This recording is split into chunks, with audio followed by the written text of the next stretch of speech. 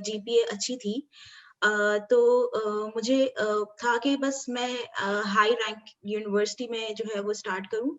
And second thing I want to like focus on के scholarship मिले, because जब NIT में भी मेरिट था तो मेरिट थी तो आई थिंक कि अब्रॉड में भी अगर स्कॉलरशिप होगी तो it will be better for my family. So I जब मैंने इटली का देखा था तो first I focused on my like course because I have to pursue my master's in biotechnology field. So I choose Italy because Italy has the oldest education system in world, and the public universities offer a wide range of scholarships, and public universities में like इनकी जो है वो ranking भी बहुत ज़्यादा अच्छी है, like the university in which I am is the top 100 universities according to QS ranking. So I opt for Italy. That's why. अच्छा, चलिए बहुत अच्छी बात है। तो एक वैसे मैं पाकिस्तान से हूँ, तो मैं किस तरीके से इटली में अप्लाई करूँ? आप क्या सजेस्ट करेंगी? इटली में अप्लाई करने के लिए बेसिकली सबसे पहले तो ये है कि आपको अपनी रिक्वायर्ड फील्ड देखनी होगी कि आपको किस फील्ड में इंटरेस्ट है। बेसिकली जब बैचलर्स करते हैं तो बैचलर्स में हम लाइक एक ब्रॉड फील्ड होती है हमारे पास, तो मास्टर्स में ये होता है कि आप स्पेशलाइज की तरफ जाते हैं, आप एक पर्टिकुलर फील्ड की तरफ चूज करना चाहते हैं। तो बहुत सारे लोग यहाँ पर हैं जो एनआईडी के ही हैं कि लाइक मैकेनिकल इंजीनियरिंग में कर रहे हैं, और यहाँ पर ही ऐसा होता है कि यहाँ पर मेन फील्ड नहीं है, लाइक आप मास्टर्स इन मैकेनिकल इंजीनियरिंग नहीं बोल सकते यहाँ पर। इटली के अंदर आपको हर जो है कोर्स के अंदर आपको सेवरल ट्रैक्स मिलेंगे, आप उस ट्रैक के अंदर आपको स्पेशलाइजेशन करना होता है। तो आपको पहले अपना ट्रैक चूज करना है, और ट्रैक चूज करने के बाद जो है वो आप डायरेक्ट यूनिवर्सिटी में जो है वो उनका पोर्टल जो है उस पर अप्लाई कर सकते हैं। एडमिशन प्रोसीजर बिल्कुल फ्री होता है, कोई एडमिशन की फीस वगैरह नहीं होती इसकी। चलिए, ये तो बहुत अच्छी बात है।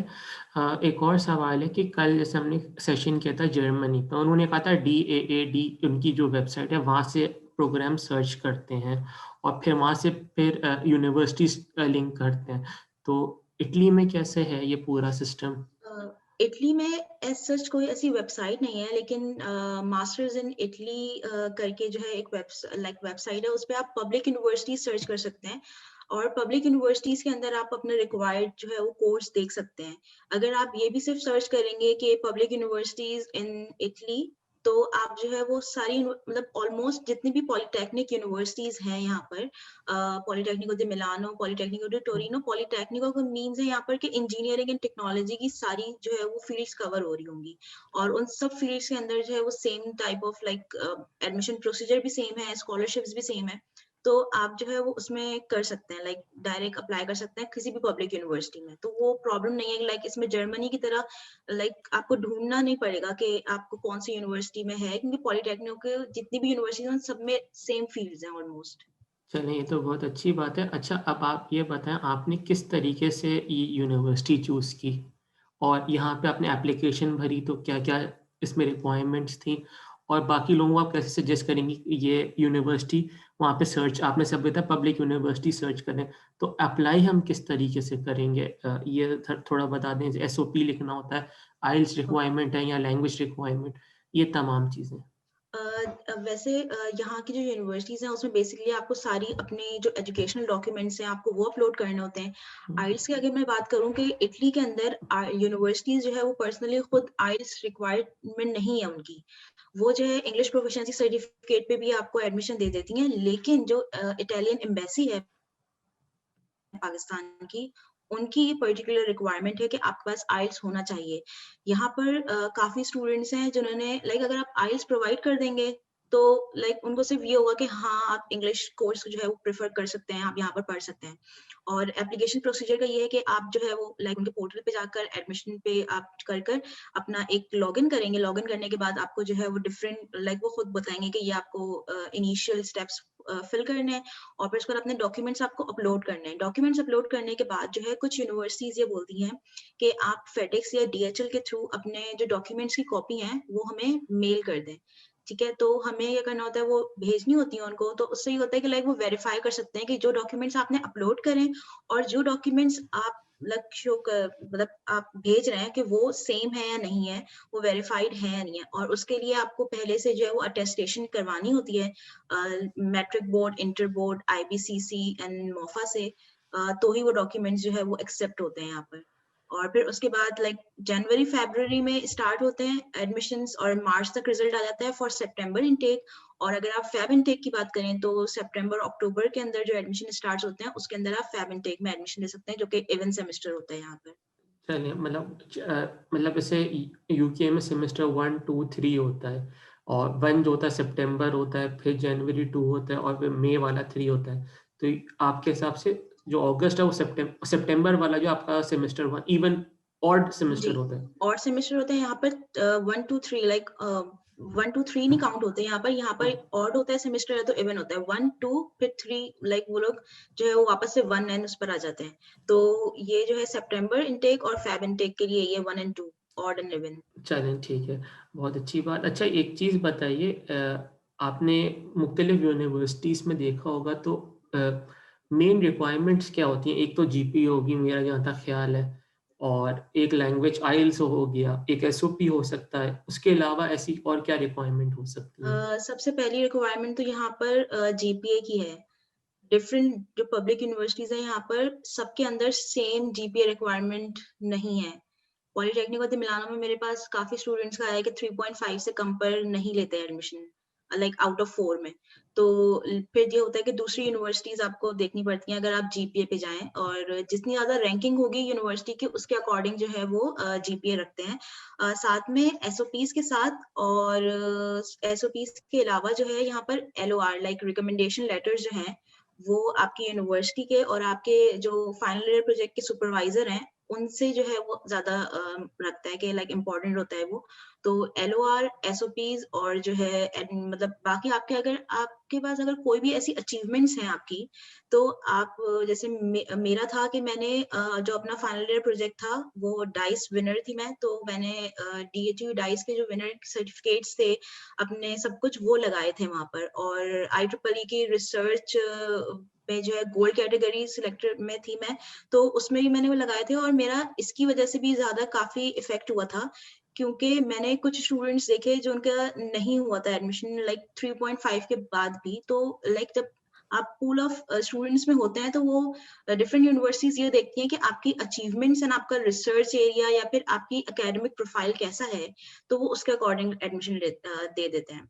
अच्छा, अच्छा, नहीं बहुत अच्छी बात है। एक चीज़ बताइए वीज़ा पे कैसे अप्लाई करते हैं? एक हमारे पास अभी क्वेश्चन आया है, तो वीज़ा वीजा के लिए ये है कि पहले सबसे पहले आपका एडमिशन हुआ, फिर एडमिशन के बाद सबसे पहला स्टेप जो होता है वो इटली के लिए वो होता है कि आपको अपने सारे डॉक्यूमेंट्स जो हैं वो लाइक 6 डॉक्यूमेंट्स होते हैं हमारे मैट्रिक से लेकर यूनिवर्सिटी लाइफ तक। हमें वो 6 डॉक्यूमेंट्स जो हैं वो चेंज करने होते हैं, अपने इटालियन लैंग्वेज में ट्रांसलेट करवाने होते हैं। जब वो इटालियन लैंग्वेज में ट्रांसलेट हो जाते हैं फिर उसके बाद जो है वो हमारा जेरीज है। लाइक जर्मनी की जैसे कल उन्होंने कहा था कि आप डायरेक्ट एक ड्रॉप बॉक्स में जाकर डाल दें और जर्मन कॉन्सुलेट के बाहर, लेकिन इटली का ऐसा नहीं है। इटली में आप डायरेक्ट कॉन्सुलेट का कोई काम नहीं है, पहले आपको जेरीज जो है वो आई थिंक डिफेंस के साइट पर है, और जेरीज में आपको जाकर जो है वो पहले अपना सारे जो डॉक्यूमेंट्स हैं एजुकेशनल डॉक्यूमेंट्स और अपने एप्लीकेशन फॉर्म्स एनरोलमेंट के वो आपको सबमिट करवाने होते हैं, और वो आपको डीओवी प्रोवाइड करते हैं। डीओवी डिक्लेरेशन ऑफ वैल्यू होती है जिसके अंदर कॉन्सुलेट आपके सारे डॉक्यूमेंट्स वेरीफाई करके एक पेज का डॉक्यूमेंट बनाता है जिस वो इटालियन में होता है, इसको डीओवी कहते हैं वो। और जिसके उसके डीओवी आने के बाद आपको वीजा प्रोसीजर के लिए अप्लाई करना होता है, वो भी जेरीज के थ्रू होता है। अपने सारे डॉक्यूमेंट्स की चेकलिस्ट है, उसके चेकलिस्ट के अकॉर्डिंग आप अपने सारे डॉक्यूमेंट्स ले जाकर विदाउट लाइक उसके लिए जो डीओवी है उसके लिए अपॉइंटमेंट नीड नहीं होता, आप अपॉइंटमेंट जो है वो डायरेक्ट भी जा सकते हैं, लेकिन वीजा के लिए आप अपॉइंटमेंट लेंगे उनकी वेबसाइट के थ्रू, और आप जो है वो पर्टिकुलर डेट में अपने सारे डॉक्यूमेंट्स लेके चले जाएंगे। वो रिसेप्शन पे एक पर्सन होगा, वो आपको सारे डॉक्यूमेंट्स वेरीफाई करके आपसे फीस लेगा, और आपका उसी दिन जो है वो सारी सबमिशन हो जाएगी। फिर आपको इंटरव्यू के लिए कॉल आती है और कॉन्सुलेट के थ्रू, और आपको जो है फिर इंटरव्यू के लिए जाना होता है। यहाँ पर कराची के अंदर बहुत सिंपल प्रोसीजर है, जैसे कल भी बताया था कि कराची कॉन्सुलेट का काफी इजी प्रोसीजर है, जबकि इस्लामाबाद एम्बेसी में थोड़ा सा मुश्किल है कि लाइक आपको बहुत पहले से अपॉइंटमेंट लेना पड़ता है, और कराची में ऐसा नहीं है, लाइक आपको बहुत जल्दी अपॉइंटमेंट्स मिल जाते हैं। चलिए ये तो अच्छी बात है।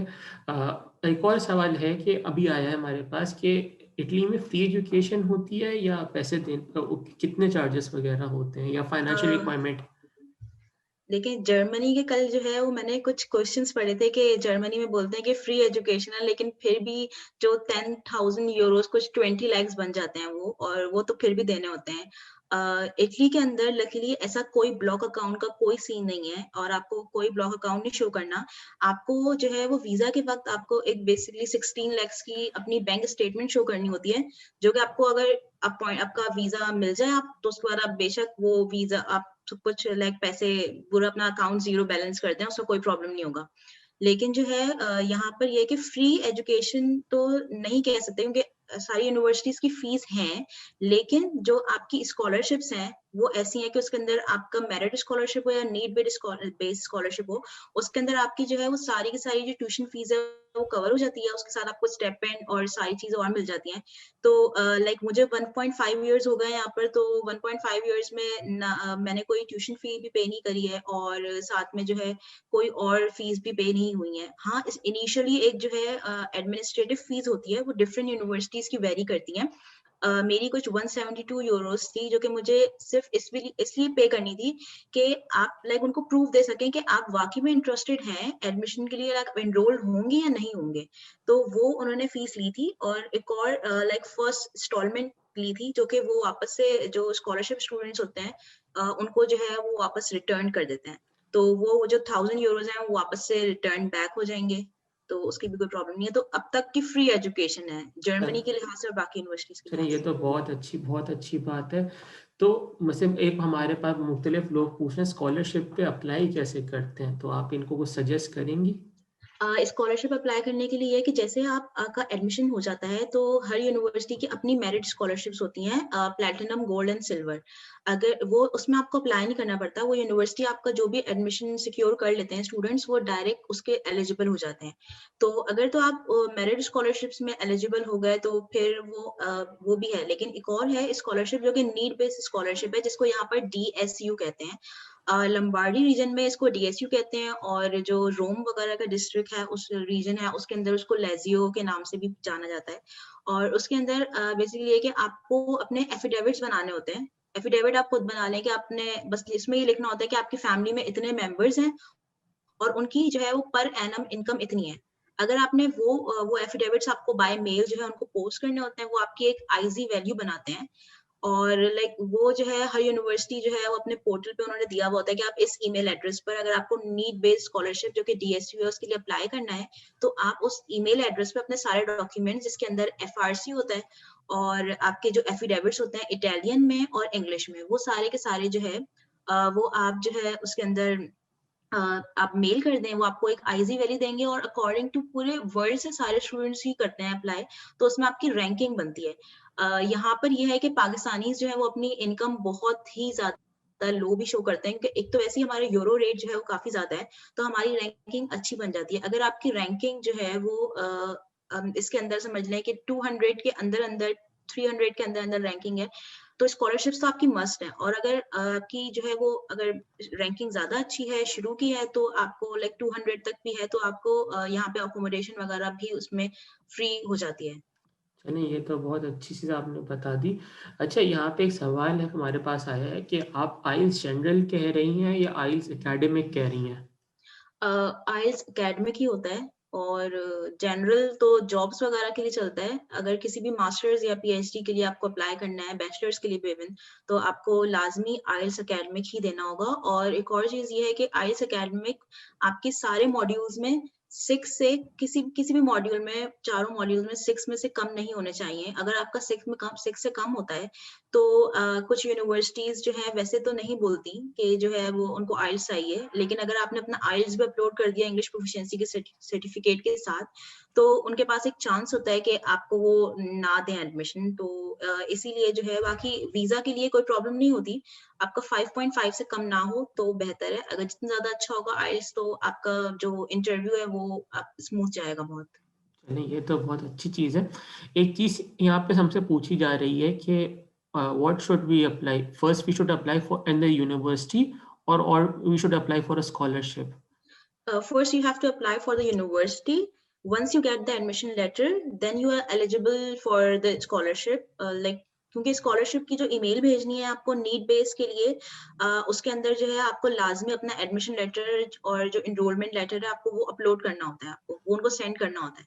तो इसीलिए आपका नीड बेस्ड स्कॉलरशिप, यहाँ पर मैंने कुछ स्टूडेंट्स भी ऐसे देखे पाकिस्तानी जिनकी मेरिट स्कॉलरशिप मिल चुकी थी उनको गोल्ड, लेकिन उन्होंने अपनी गोल्ड स्कॉलरशिप छोड़कर नीड बेस्ड स्कॉलरशिप जो डीएसयू है उस पे आ गए वो, क्योंकि उसके ज्यादा जो है यहाँ पर फायदे हैं, तो इसलिए तो पहले आपको एडमिशन लेना होगा।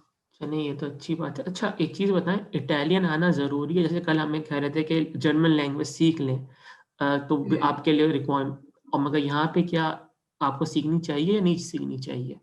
अगर मैं ये कहूँगी कि अगर सीख लें तो अच्छा है। अगर मतलब ये नहीं है कि आपको एक रिक्वायर्ड बैंड तक आपको जो है वो इटालियन आनी चाहिए, ऐसा नहीं है। यहाँ पर इंग्लिश स्पीकिंग भी लाइक हर कोई आपको मिल जाएगा जो आपको इंग्लिश स्पीकिंग पर्सन होगा, या फिर यूनिवर्सिटीज के अंदर कोर्स भी इंटायरली इंग्लिश हैं।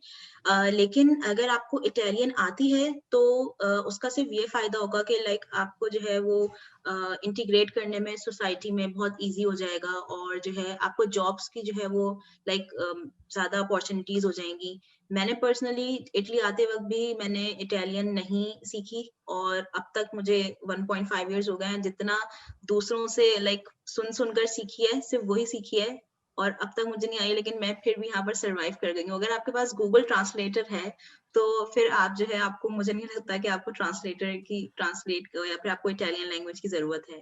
चलिए ये तो अच्छी बात है। अच्छा एक और यहाँ पे सवाल आया है हमारे पास, वो ये है कि आप किस तरीके से इंटीग्रेट हुई इटालियन कल्चर में? इटालियंस जो है यहाँ पर वो बहुत ज्यादा स्वीट है। लाइक आपको कोई भी प्रॉब्लम नहीं होती आपको इंटीग्रेट करने में। वो इतने हेल्पफुल हैं आपको, अपने जो है वो आप किसी से भी अगर लाइक मेट्रो में या किसी भी जगह पे आप खड़े होकर बात भी करेंगे तो वो आपको जो है वो बहुत अच्छे से वेलकम करेंगे, आपको अपने इवेंट्स में जो है वो इनवाइट करेंगे। और आपके ऊपर है कि आप जो है लाइक मैंने यहाँ पर ये देखा है कि पाकिस्तानीज खुद जो है वो बहुत ज्यादा लाइक घुलते मिलते नहीं है, वो खुद ज्यादा अपने अपने आप में ही रहते हैं। तो लेकिन इटालियंस ऐसे नहीं है, अपन जहाँ का जो कल्चर है वो इजीली जो है वो पाकिस्तानी जो है वो अडेप्ट कर लेते हैं, क्योंकि कोई प्रॉब्लम नहीं होती किसी को। मैंने ऐसा नहीं देखा कि कोई प्रॉब्लम हो रही हो, इजीली कर लेते हैं अडेप्ट। चलिए ये तो अच्छी बात है। एक चीज़ बताएँ, क्या आपने आपकी पूरी जो जर्नी थी, आपने अप्लाई किया, तो आपने कब स्टार्ट किया और आपने क्या-क्या मुश्किलात इसमें फेस की? सबसे पहले तो मैं ये कहना चाहूँगी लाइक कि मैं जो है सितंबर 2018 में पास आउट हुई थी। लेकिन मेरे पास जो है डिग्री नहीं थी, क्योंकि कॉन्वोकेशन मेरी 2019 जनवरी में हुई थी। तो जब मैं 2019 जनवरी में मेरी डिग्री हुई, जब तक जनवरी फरवरी के अंदर जो है वो एडमिशन स्टार्ट हो गए थे। और मैंने जो भी स्टूडेंट्स, अगर आप 4th ईयर के भी हैं तो आप 4th ईयर के पास आउट के फौरन बाद भी अप्लाई कर सकते हैं, या इवन आप अगर 3rd ईयर में भी अप्लाई करेंगे तब भी हो जाता है। क्योंकि आप अगर अपना प्रोफेशनल सर्टिफिकेट निकलवाएं और उस पे आप अप्लाई कर दें और आईएलटीएस भी ना दें, तो आप जो है इंग्लिश प्रोफिशिएंसी निकाल लें और उसके ऊपर आप अप्लाई कर दें। जनवरी फरवरी के अंदर अप्लाई किया था मैंने, मार्च के अंदर मेरा रिजल्ट आया था, एडमिशन लेटर मिला था मुझे। उसके बाद मुझे जो है ट्रांसलेशन का नहीं पता था डॉक्यूमेंट्स की, तो मैं उसमें थोड़ा लेट हो गई थी। लेकिन वो मई तक जब हुआ तो डीओवी एंड समथिंग सब कुछ होने के बाद वीजा जून में 25 जून को फाइल किया था, और फाइनली फिर मुझे अगस्त में इंटरव्यू की कॉल आई थी और सितंबर में मेरा वीजा प्रोसेस हो गया था। तो लाइक 3 to 4 मंथ्स तो आप कह सकते हैं कि लगेंगे ही लाजमी, कि कराची में भी और इस्लामाबाद में ज्यादा लग सकते हैं। वहाँ पर वेटिंग जो है स्टूडेंट्स की बहुत ज्यादा होती है, क्योंकि वहाँ पर स्टूडेंट्स जो है इस्लाम पूरे पंजाब के और खैबर पख्तूनख्वा के भी होते हैं, और यहाँ पर सिंध और बलूचिस्तान के जो है वो सारे कराची में आते हैं। तो इसलिए ज्यादा स्टूडेंट्स कराची में नहीं होते और इस्लामाबाद में ज्यादा टाइम चाहिए होता है। चलिए ये तो बहुत आपने अच्छी बात इनको बता दी। एक और हमारे पास अभी एक सवाल आया है, वो ये है कि वहाँ पे जैसे आपने कहा था ब्लॉक अकाउंट नहीं खुलवाना, तो क्या नॉर्मल तरीके से जाके अकाउंट वहाँ पे खुलवा सकते हैं इटली के अंदर? ये है कि आप जब यहाँ पर आते हैं तो आपको इनिशियली कुछ अमाउंट ऑफ मनी अपने साथ लानी होती है। अमाउंट तो क्योंकि उसके अंदर ये है कि आप जब यहाँ पर आते हैं तो आपको रेसिडेंस परमिट अप्लाई करना होता है, तो उसके लिए आपको जो है वो क्योंकि आपके पास स्टूडेंट वीजा तो होता है, लेकिन स्टूडेंट वीजा के साथ यहाँ पर रेसिडेंस परमिट अप्लाई करना होता है, जिसके लिए आपको आपके 100 यूरोज कुछ लगते हैं, और उसके साथ जो है आपको हेल्थ इंश्योरेंस आपकी पहले की हुई भी होती है, और साथ में आपके 120 तक कुछ है वो टोटल लग जाते हैं इंश्योरेंस की वगैरह। परमेसो के लिए पैसे, परमेसो दी सोजोर्नो कहलाता है बेसिकली यहाँ पर वो। तो उसके लिए जब आप पैसे वगैरह लाते हैं, तो ये है कि आपके पास आते ही आप यहाँ पर जो इनके बैंक्स हैं उसमें जाके आप उनको बोल सकते हैं कि भाई स्टूडेंट अकाउंट या फिर एक नॉर्मल जो है वो अकाउंट खोल दें, तो वो आपके वीजा और सब कुछ जो है पासपोर्ट वगैरह की कॉपी वगैरह लेने के साथ जो है वो आपको इजीली आपका अकाउंट खोल लेते हैं। अभी मैंने ये देखा है कि जब से कोविड की वजह से कुछ प्रॉब्लम्स हुई हैं, कोविड की वजह से आपको जो है अकाउंट जो है वो इतनी इजीली नहीं खुल रहा। बेसिकली आपको 1 मंथ का टाइम देते हैं वो, कि आपका पहले जो है सब कुछ वो रेसिडेंस परमिट की कॉपी वगैरह आपके पास होगी, तभी आप अप्लाई कर सकते हैं। एक और चीज ये है कि बैंक अकाउंट तो खुल जाता है, और ये है कि अगर आपकी कुछ यूनिवर्सिटीज हैं, जैसे मेरी यूनिवर्सिटी है, उसके अंदर ही मेरा यूनिवर्सिटी कार्ड है। यूनिवर्सिटी कार्ड जो है वो खुद जो है वो एक बैंक से एसोसिएट है, और आप अगर आप चाहें तो आप उसी बैंक को, उसी कार्ड को, अपने यूनिवर्सिटी कार्ड को एज अ बैंक कार्ड भी यूज कर सकते हैं, और वो एक पर्टिकुलर बैंक है, उसके अंदर आपने जितने भी पैसे लाए हैं पाकिस्तान से वो आप रख सकते हैं, और आप एज अ नॉर्मल बैंक उसको यूज कर सकते हैं। चलिए ये तो बहुत अच्छी चीज़ आपने बता दी। एक और सवाल आया है कि वहाँ पे हम अकोमोडेशन के लिए कैसे अप्लाई करते हैं? आप सजेस्ट करेंगी पर्सनल अकोमोडेशन या यूनिवर्सिटी अकोमोडेशन? यहाँ पर जो अकोमोडेशन है, अगर आप स्कॉलरशिप पर हैं तो आपको दो लाइक आपके पास कोई हार्ड एंड फास्ट रूल नहीं होता कि आपको लाजमी हॉस्टल अकोमोडेशन ही लेनी है। आपके पास चॉइस होती है कि आप अगर प्राइवेट रहना चाहें तो आप प्राइवेट रह सकते हैं। जो है उसके अंदर ये है कि हॉस्टल के अंदर आपको एक फायदा ये होता है कि आपको हॉस्टल के अंदर सारी जो है फैसिलिटीज मिल जाती हैं, आपको कोई बिल्स पे नहीं करने, सब कुछ भी। और बाकी जो प्राइवेट अकोमोडेशन है उसके अंदर आपको लाइक बिल्स वगैरह पे करने होते हैं। अगर मिलान की बात की जाए तो मिलान काफी ज्यादा एक्सपेंसिव है इटली में, तो इसके अंदर आपको नॉर्मली जो है वो 200 से 300 के दरमियान भी शेयर्ड रूम मिलता है, और वो भी इतना ईजी नहीं होता मिलना। तो उसके अंदर ये है कि आप जो अगर हॉस्टल ले लेते हैं तो आपके लिए इजी हो जाता है। लेकिन अगर रोम की साइड की बात करें, रोम की, सेलर्नो की, और इस साइड की कैसीनो वगैरह की साइड की बात करें, तो वहां पर आपको अकोमोडेशन जो है वो कम रेट पे मिल जाता है। अगर आप अपने अकोमोडेशन प्राइवेट लेते हैं तो आपकी स्कॉलरशिप में आपको वो अमाउंट प्रोवाइड किया जाएगा, जिसके अंदर आप अपनी अकोमोडेशन खुद जो है अफोर्ड कर सकें। आपको पर मंथ के लिहाज से पैसे दिए जाएंगे। और अगर आप हॉस्टल में रहते हैं, यूनिवर्सिटी हॉस्टल में रहते हैं, तो आपके वो अमाउंट जो है वो डिडक्ट हो जाती है आपकी स्कॉलरशिप से। लेकिन जो अमाउंट डिडक्ट होती है वो इतनी नहीं होती। लाइक अगर फॉर एग्जांपल 2400 यूरोज जो है वो कट करते हैं साल के आपकी पूरी स्कॉलरशिप में से टोटल, तो जो है उतने में अगर 2400 यूरोज में आपको पूरे साल की जो है अकोमोडेशन मिलना इजी नहीं है मिलान में पर्टिकुलरली। अगर रोम वगैरह की बात करें तो मिल जाता है, लेकिन लड़के जो है वो ज्यादातर ये प्रेफर करते हैं कि वो अपने फ्रेंड्स वगैरह के साथ जो है वो प्राइवेट अकोमोडेशन में ही रहना पसंद करते हैं। तो हॉस्टल के अपने फायदे हैं और प्राइवेट अकोमोडेशन के अपने फायदे हैं, तो मिल जाती हैं। ऐसा नहीं है, आप आने से पहले भी यहाँ पर आप जो है वो अपनी अकोमोडेशन फाइंड कर सकते हैं। और Pakistan student association in Italy के नाम से एक एफबी ग्रुप भी है, जिसपे आप जो है वो अगर डालें कि मुझे एक अपार्टमेंट चाहिए, शेयर्ड अपार्टमेंट या शेयर्ड रूम, और मैं इस तारीख को आ रहा हूँ, तो आपको इजीली जो है वो कोई ना कोई हेल्प आउट कर देगा। नहीं, तो आपने बहुत अच्छी चीज़ बता दी। एक और सवाल आया है कि क्या during studies part time allow है वो काम करना? जी, पार्ट टाइम आपको अलाउ है। 20 आवर्स पर वीक है, आई थिंक आपको अलाउ होता है काम करना। और अगर पार्ट टाइम जॉब्स की बात की जाए कि क्या रेशो है यहाँ पर, तो अगर आपको इटालियन थोड़ी बहुत भी समझ भी आती है, या फिर अगर पहले बात कर लेते नहीं आती इटालियन आपको, तो भी आपको जी यहाँ पर जो उबर ईट्स है, ग्लोवो है, इस तरीके के जो है काम अगर आप करें तो उसमें काफी ज्यादा इनकम है। यहाँ पर कुछ लड़के हैं पाकिस्तानी जो कि ये काम कर रहे हैं, और they are getting a very huge amount for a week even. और ये नहीं है कि आपको रोज काम करना है। आप अपने वर्किंग आवर्स जो है आपके अपने लिहाज से होते हैं, आप कभी रात में कर लें काम या जब भी। तो इस तरीके की डिफरेंट जॉब्स हैं, वो आपको इजीली मिल जाती हैं। और अगर आप थोड़ी बहुत भी आपको इटालियन आती है, तो आप जो है वो किसी भी स्टोर्स में या फिर किसी भी जगह काम कर सकते हैं। लेकिन एक और चीज ये है कि अगर आप फुली फंडेड स्कॉलरशिप पर हैं, तो यहाँ पर स्टाइपेंड आपको इतना प्रोवाइड किया जाता है कि आपको पार्ट टाइम जॉब की नीड नहीं होगी अपने पूरे स्टडी के पूरे टाइम पे, स्टडी पीरियड में। तो आप इट डिपेंड्स ऑन यू कि आप चाहते हैं करना एक्स्ट्रा, अपना पास सेविंग करना चाहते हैं या नहीं चाहते। चलिए, तो बहुत अच्छी चीज़ आपने बताई। एक और क्वेश्चन आया है हमारे पास कि क्या आपने कभी कोई करियर काउंसलिंग सेशन लिया था इटली के लिए? नहीं, मुझे पता नहीं, मतलब मुझे ये भी नहीं था कि मैं शायद इटली आऊँगी या नहीं आऊँगी। तो मैंने जितने इससे पहले जितने भी लाइक एक्सपो सेंटर में और जितने भी सेशंस हुए थे, मैंने अपने दोस्तों के साथ यूके एंड यूएस के लिए हमेशा लिया है। यूएस, कनाडा और यूके। सारे स्टूडेंट्स के माइंड में यही चीज़ होती है कि हम इन 3 कंट्रीज़ को ही ज़्यादा फोकस करेंगे, तो वो हमेशा उसके लिए जाते हैं। मैंने कभी इटली के लिए कोई करियर काउंसलिंग नहीं कर ली थी। और इसी वजह से इनिशियली मुझे लाइक इटालियन यूनिवर्सिटी में लेते हुए काफ़ी प्रॉब्लम्स भी हुई थी। और तो मैंने नहीं लिया कभी भी कोई सेशन। यहाँ पे हमारे पास 3-4 अलग-अलग प्लेटफ़ॉर्म पे तकरीबन 400 प्लस लोग हो गए हैं।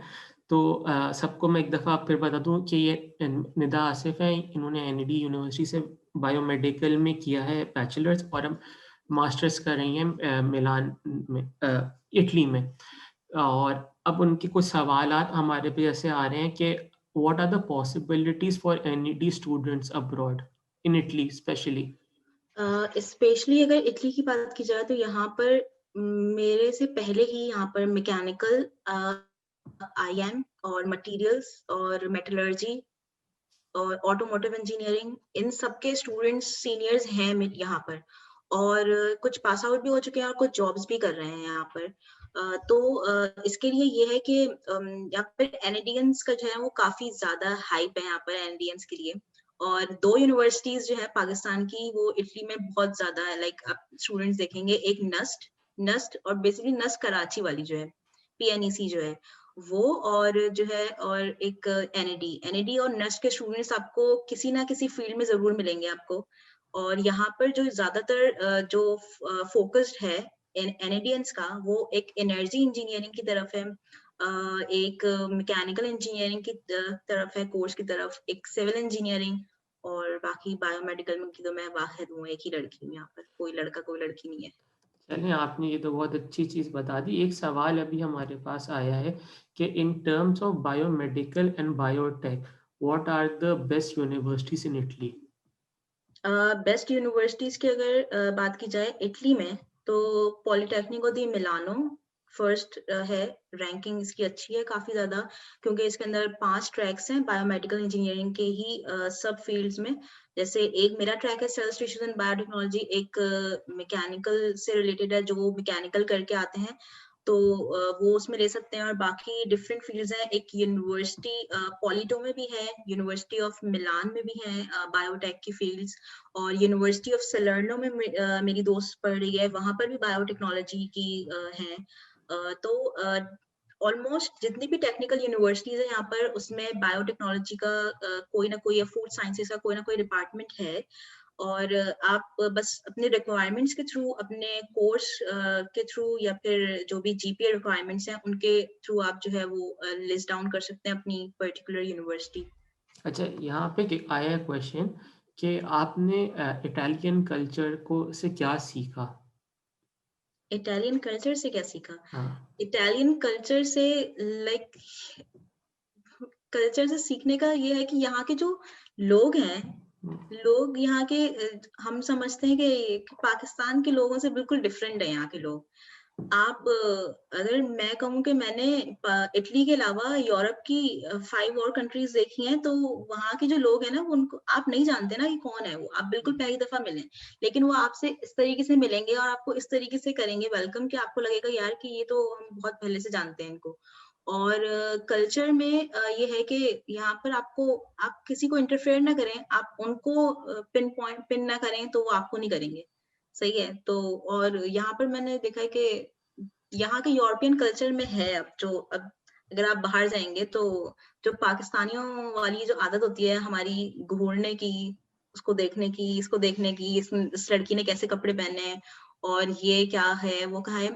तो यही है कि आप अपने तक रखें वो सब चीज़ें, वो आपको कुछ नहीं कह रहे तो आप उनको कुछ ना कहें।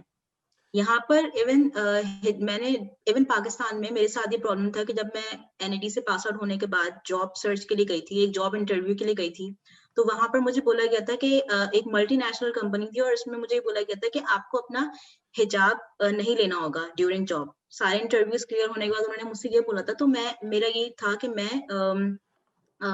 मेरा ये था कि पॉइंट कि मैं जो है वो हिजाब नहीं छोड़ सकती। जबकि अगर मैं यहाँ पर बात करूँ, जैसे मैं इटली लैंड करी थी मैं मिलान में, तो जितने लोगों ने मेरा हिजाब देखा था, ऑल्दो वो इटालियन से, तो उनको ये पता चल गया था कि हाँ, ये मुस्लिम है। तो वो उनको नहीं पता, अस्सलाम वालेकुम बोलना नहीं आता उनको सही से, लेकिन वो आपको इस तरीके से करेंगे, आपको अच्छे से बहुत ग्रीट करेंगे। और ऐसा कुछ भी नहीं यहाँ पर है कि आपको कोई हिजाब पर कुछ कहेगा या फिर कोई आपको आपको तंग करेगा, कुछ भी ऐसा नहीं है। आप इज़िली आप घूम सकते हैं और किसी भी टाइम पर। चलिए, ये तो आपने बहुत अच्छी चीज़ है उस कल्चर में। अच्छा, एक और सवाल आया है कि अगर हमें एडमिशन मिल जाए किसी यूनिवर्सिटी में और आइल्स हमने नहीं किया हुआ, उसके बगैर मिल जाए, तो क्या अलाउ है या नहीं अलाउ है ये?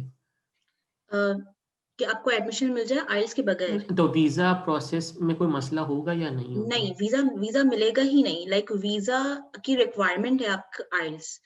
मैंने बताया कि आपको यूनिवर्सिटी नहीं आपसे पूछेगी, आपने इंग्लिश प्रोफिशिएंसी अपडेट किया है अपना लेटर, तो आपको उस पे भी एडमिशन हो जाएगा, मिल जाएगा। लेकिन जब आप वीज़ा प्रोसेस करने जाएँगे तो मैं आगे जाके आपको वीज़ा की जो है वो चेकलिस्ट दिखा दूँगी। तो उसके अंदर जो है यही है कि आपको लाज़मी जो है वीज़ा के लिए आइल्स होना चाहिए आपके पास।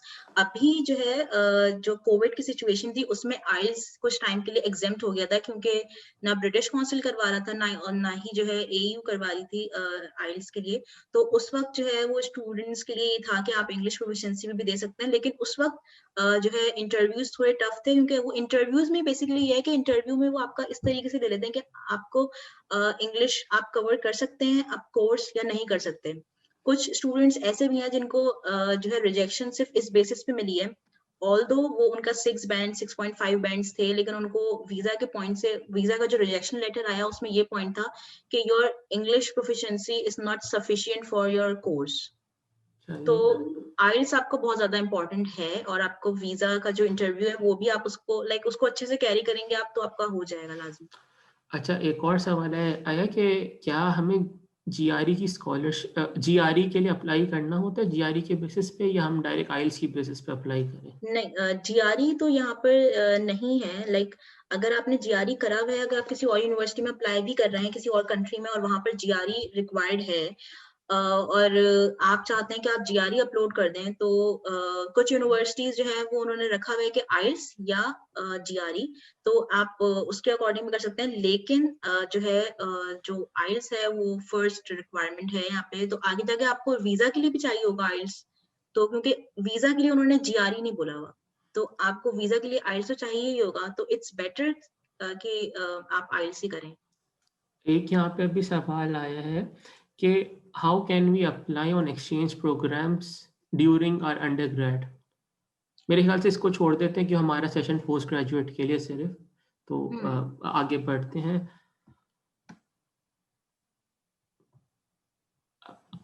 नहीं, स्कॉलरशिप का भी क्वेश्चन हो गया है ये, पढ़ाई के साथ अर्निंग इसका भी हो गया है। अच्छा, एक सवाल है यहाँ पे कि वहाँ पे जैसे आपने एजुकेशन कंप्लीट कर ली और वहाँ पे आप सेटल होना चाहते हैं, तो आपको क्या करना होगा?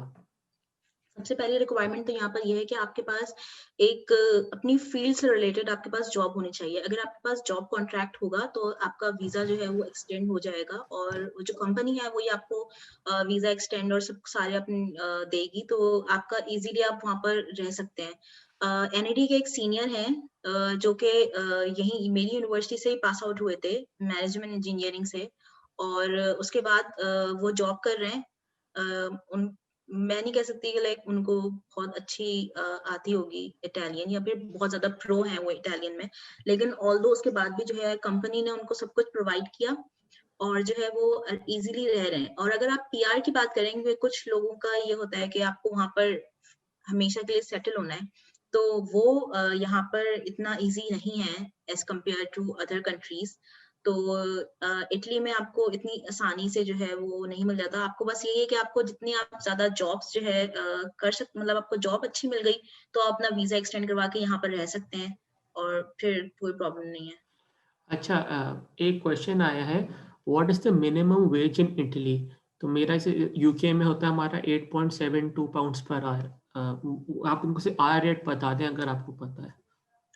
आर रेट्स के अकॉर्डिंग, जैसे जो मेरे दोस्त मुझे बताते हैं उसके अकॉर्डिंग आपको मिनिमम जो है वो 8 यूरोस पर आवर है, मतलब है ही यहाँ पर। तो वो डिपेंड करता है कि आपका जो हेड है वो आपको, बॉस आपको कितने प्रोवाइड कर देता है। लेकिन डिफरेंट उसके डिफरेंट काम के डिफरेंट हैं। लाइक मैं आपको ये नहीं बोल सकती कि 8 है तो वो 8 फिक्स्ड है, लेकिन वो 8 यूरो से जो है वो 6 यूरो भी हो सकता है, आपके काम पे डिपेंड कर और आपको और वो ज्यादा भी हो सकता है। चलिए, अच्छा एक और सवाल है कि is visa covered in our scholarship? No. No, चलिए। अच्छा, मेडिकल एक होता है तो वो यहाँ पे इटली में होता है जाते वक़्त मेडिकल वग़ैरह? नहीं, इटली में आपको मेडिकल, जैसे ऑस्ट्रेलिया के लिए लाज़मी है मेडिकल, इटली के लिए ऐसा मेडिकल कुछ भी नहीं है। आपकी जो रिक्वायरमेंट है, आपको किसी भी हॉस्पिटल से आपको पोलियो सर्टिफिकेट बनाना होता है, बिकॉज़ पाकिस्तान में पोलियो अभी भी है, तो पोलियो सर्टिफिकेट बनवाना होता है और वो रिक्वायरमेंट होती है आपके जब वीज़ा प्रोसीजर के साथ आपको अटैच करना होता है अपना पोलियो सर्टिफिकेट। और साथ में आपको अपनी हेल्थ इंश्योरेंस खुद जो वहाँ पर कवर हो रही हो, पाकिस्तान की बनी हुई, वो आपको अपनी हेल्थ इंश्योरेंस जो है वो सबमिट करवानी होती है। और बाकी हेल्थ हेल्थ मेडिकल आपको कुछ भी नहीं करवाना होता। चलिए, ये तो अच्छी चीज़ है वहाँ पे। अच्छा, एक सवाल आया, what were the difficulties you faced in Italy? Difficulties Italy में, यहाँ पर ट्रैवलिंग की तो कोई लाइक वो है ही नहीं। पाकिस्तान में बोला जाता है कि 10 बजे के बाद जो है वो अकेले नहीं जाए कोई भी ट्रैवल करे, और ऐसा यहाँ पर ट्रैवलिंग का कोई इशू नहीं है। डिफिकल्टीज जो है, अगर बोला जाए कि हाँ, अगर आप ऐसी जगह पर हैं, ऐसे किसी सिटी में हैं कि आपको कोई अपनी कम्युनिटी का कोई पाकिस्तानी या फिर कोई इंडियन नहीं मिला आपको, और आपका कोई सीनियर एज सच नहीं है, तो आपको जो है वो कुछ प्रॉब्लम्स होती हैं यहाँ पर फेस करनी पड़ती हैं आपको, क्योंकि इनिशियली जब कोई आता है किसी भी कंट्री में, तो उसको पूरा प्रोसीजर नहीं पता होता, चाहे आप अगर आपका कोई हेल्प करने वाला ना हो तो बस ये प्रॉब्लम्स होती हैं। लेकिन जितने भी सिटीज यहाँ पर, रोम है, मिलान है, जितने भी ऐसे कंट्रीज हैं, ऐसे सिटीज हैं यहाँ पर, तो उनमें कोई प्रॉब्लम नहीं है। आपको इजीली पाकिस्तानी इंडियंस इजीली मिल जाएंगे आपको, और आप कोई सर्वाइविंग के कोई इश्यूज नहीं होंगे आपको। चलिए, एक क्वेश्चन और आया है कि कोई आप पब्लिक या प्राइवेट यूनिवर्सिटी बता दें या कोई यूनिवर्सिटी असिस्टेंट डेटाबेस बता दें जहाँ से ये लोग जो हैं उनको फ़ीस के बारे में पता चल जाए और कितना टेन्योर एक पर्टिकुलर प्रोग्राम का होता है। मेरे ख़्याल से ये डीएडी जो कल था जर्मनी वाला, उसी से ये ओई वाला कोई इसी किस्म का क्वेश्चन है कि ऐसी कोई वेबसाइट नहीं है मेरे ख़्याल से जैसे आपने बताया है। यहाँ पर ऐसी कोई पर्टिकुलर वेबसाइट तो नहीं है, और लेकिन आप जो है जब सर्च करेंगे, क्योंकि यहाँ पर हर पब्लिक यूनिवर्सिटीज का जो है वो जो फीस रेशियो है वो डिफरेंट है, फिक्स्ड नहीं है। और हर सिटी के अकॉर्डिंग उस यूनिवर्सिटी की जो है फीस होती है। और उसके लिहाज से आपको सर्च करना होगा कि आपकी जो है क्या जो भी यूनिवर्सिटी, आप पब्लिक यूनिवर्सिटी जो है वो सर्च कर रहे हैं, उसके अंदर वो अपने लाइक सब चीजें प्रोवाइड कर देते हैं कि आपकी फीस कितनी है, इंस्टॉलमेंट्स आपको कितनी पे करनी होंगी या क्या है सब कुछ। और उसके अलावा आपका एक और क्वेश्चन क्या था पार्ट? कि ये था कि वहाँ पे साहब ने कहा पोर्टल वगैरह नहीं है तो डीएडी बस तमाम वो कहते हैं कल फिल्टर लगा के आप चेक कर सकते हैं, जैसे कल बताया गया था। मेरे ख्याल से आपने बताया वैसा कुछ भी नहीं है। हाँ, वैसा वैसा नहीं है, लाइक आप सारी पब्लिक यूनिवर्सिटीज एक जगह नहीं देख सकते। चलिए, सही है। अच्छा, एक एक है कि how much money is required for the entire admission process in how Italy? Much money, अगर आप फुली फंडेड स्कॉलरशिप आपको मिल जाती है, तो उसके लिए आपको इनिशियली सिर्फ अपना जो वीजा प्रोसीजर है, वीजा की फीस जो है वो 13,000 समथिंग है पाकिस्तानी। और जो DOV की रिक्वायरमेंट है वो 3000 समथिंग है, तो टोटल 16,000 समथिंग आपके लगेंगे। जो ट्रांसलेशन है डॉक्यूमेंट्स की, उसके लिए पर डॉक्यूमेंट 1000 रुपीज लिए थे, तो 6 डॉक्यूमेंट्स होते हैं, तो 7000 के थ्रू लग जाते हैं अगर आप उनको 1 मंथ का टाइम दें, क्योंकि ट्रांसक्रिप्ट जो है NED की वो ज्यादा होती है, लाइक 1500 लिए थे उसके। और इस पूरे प्रोसीजर में अगर आप देखें तो कुछ 25,000 लगा लें मैक्सिमम। और उसके बाद आपको जो है जो आपका जो टिकट होगा उसके पैसे होंगे, आपकी हेल्थ इंश्योरेंस जो आपको करवानी होगी 1 साल के लिए, वो नॉर्मली 8,000 से 11,000 पाकिस्तानी रुपीज में मिल जाती है आपको किसी भी जगह से, और UIC वगैरह से। तो चले आपका तो बहुत सस्ता है, इसका मतलब हेल्थ इंश्योरेंस इटली वही, में। लाइक मैं इटली यही बता रही हूँ कि इटली काफी सस्ता है, और लाइक हम ये समझते हैं कि जर्मनी फ्री है, लेकिन वहां पर जो ब्लॉक अकाउंट की वजह से स्टूडेंट्स को इतने ज्यादा पैसे दिखाने होते हैं। बाकी यहाँ पर यही है कि आपको सिर्फ पैसे, आपको बैंक स्टेटमेंट दिखानी है, उसके बाद आपको कोई वो नहीं है। और यहाँ पर आने के लिए आप अगर मेरे ख्याल से अगर आप 1,000 यूरोज भी लेकर आते हैं इनिशियली 1,000 यूरोज में बहुत ज्यादा बता रही हूँ, और अगर आपको हॉस्टल वगैरह या फिर कोई रहने वहने की जगह मिल गई है और सब कुछ, तो आपको फिर किसी मतलब पैसों की जरूरत नहीं पड़ेगी। 1 डेढ़ साल से मैंने अपने घर से कोई पैसा नहीं मंगवाया, तो आप कर सकते हैं। ना कोई जॉब कर रही हूँ, तो आप ये समझ सकते हैं कि इजीली हो जाता है सब कुछ। चलिए, आपने बहुत अच्छी चीज़ बताई।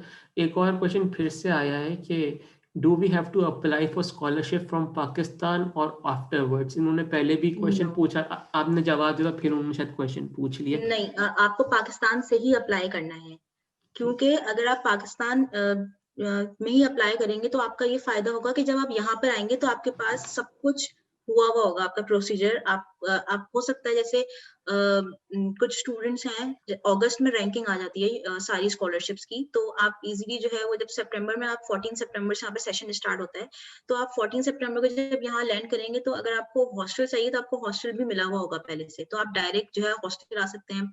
आपकी स्कॉलरशिप आपको नवंबर में मिल जाती है, फर्स्ट पेमेंट, तो आप इजीली जो है वो सब कुछ कर सकते हैं। तो आपको पहले से अप्लाई करना है। कुछ लोग हैं जो यहाँ पर आने के बाद करते हैं, तो अगर यहाँ पर आने के बाद करेंगे तो आपका जो 1 साल का पीरियड होगा उसमें आपको पैसे नहीं मिलेंगे, आपको कोई भी फायदा नहीं होगा, तो पहले से अप्लाई करना ही पड़ेगा आपको। अच्छा, चलिए एक और क्वेश्चन आया है कि टोटल टेन्योर कितना होता है मास्टर्स प्रोग्राम का? हाँ, ये आपने मुझसे पहले भी पूछा था। यहाँ पर टोटल जो है वो 4 सेमेस्टर्स होते हैं जैसे नॉर्मली है, लेकिन यहाँ पर एक 5th सेमेस्टर जो है वो उन स्टूडेंट्स को दिया जाता है एक्स्ट्रा, जो कि सितंबर इनटेक के होते हैं।